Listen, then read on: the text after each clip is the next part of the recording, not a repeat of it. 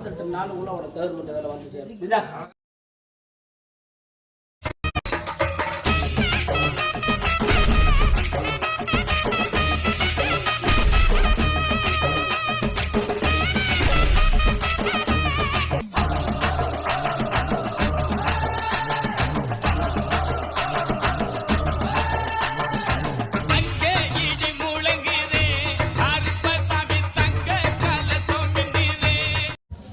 உன் கடையை ஓட்டுறது நான் தான்.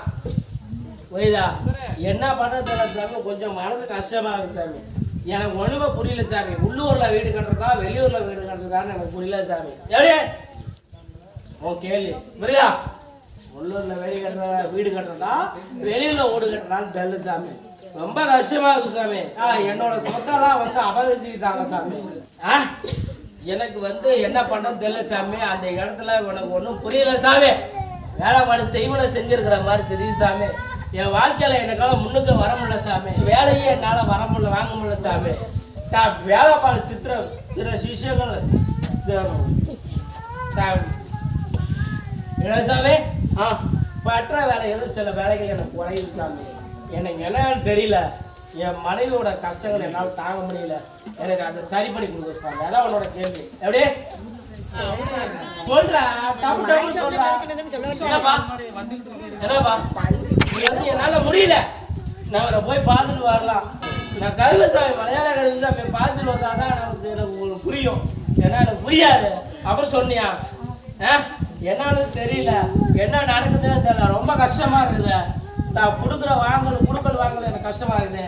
கடை வந்து சேருது. நம்ம வாழ்க்கையில அவரை போய் பார்த்துட்டு வந்தாதான் வாழ்க்கையில முன்னுக்கு ஏற முடியும். நீங்க என்ன பண்றீங்க? இப்படியே இது பண்ணிருந்தா எப்படி அவருக்கு சொன்னியா? சொன்னாச்சா? சொல்லிச்சா? இப்படியே இது பண்ணா அப்படிதான் அவரு. நம்ம அவர்கிட்ட போய் ஏதாவது ஒன்று கேட்போம். ஏதோ ஒன்று நமக்கு வழிபறை பண்ணி கொடுப்பாரு.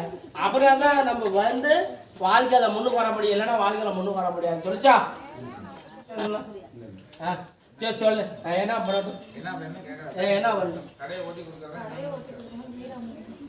கடையை ஓட்டி விடணும், வீடு அமைச்சு விடணும்.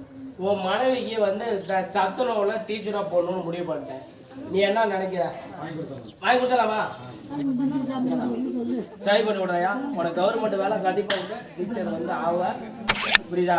நீ சர்டிஃபிகேட்டுக்கு இந்த 28 48 நாள் உள்ள உனக்கு கவர்மெண்ட் வேலை வந்து சேரும். புரியுதா?